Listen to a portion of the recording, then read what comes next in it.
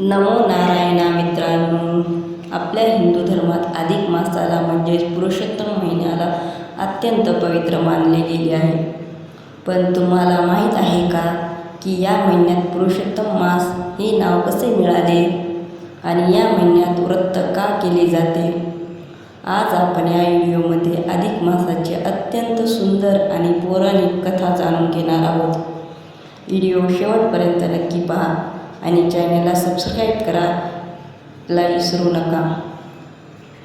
फार पूर्वीची गोष्ट आहे. हिंदू कालगणनेनुसार सूर्यवर्ष आणि चंद्रवर्ष यांच्यातील फरक भरून काढण्यासाठी दर 3 वर्षांनी एक अतिरिक्त महिना येतो. या महिन्याला अधिक मास म्हटले जाते. सुरुवातीला या महिन्याला मलमास किंवा अशुभ महिना म्हटले जायचे.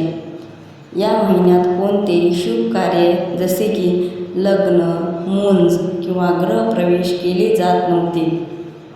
यामुळे सर्व लोकांनी आणि इतर महिन्यांनी या महिन्याचा तिरस्कार केला. स्वतःची अशी निंदा आणि उपेक्षा पाहून अधिक मास अत्यंत दुःखी झाला.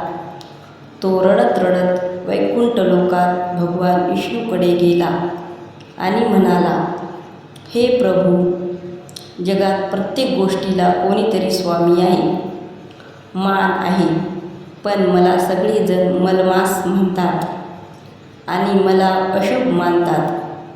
माझा कोणीही स्वामी नाही. अशा निंदनीय जीवनापेक्षा मला मृत्यू आलेला बरा. अधिक मासाचे दुःख पाहून भगवान विष्णूंना त्यांची दया आली.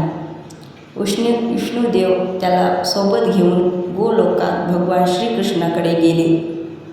विष्णूंनी श्रीकृष्णाला मलमासाची व्यथा सांगितली.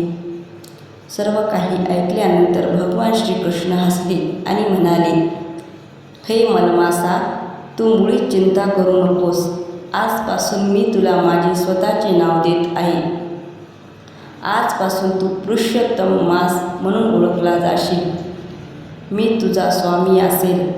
श्रीकृष्ण पुढे सांगितले, या जगात जो कोणी पुरुषोत्तम महिन्यात माझे नामस्मरण करेल, व्रत करेल, दीपदान आणि अन्नदान करेल, त्याच्या आयुष्यातील सर्व दुःख आणि दारिद्र्य नष्ट होईल.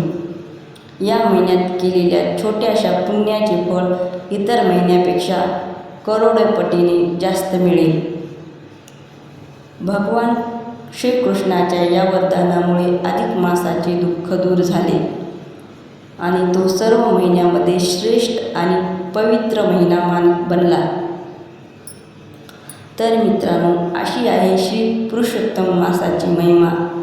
या पवित्र महिन्यात भगवान विष्णू आणि श्रीकृष्ण भक्ती केल्याने जीवनात सुख समृद्धी येते. तुम्हाला ही कथा कशी वाटली कमेंट करून नक्की सांगा. व्हिडिओ आवडल्यास तर लाईक करा आणि तुमच्या मित्रपरिवारासोबत शेअर करा. धन्यवाद.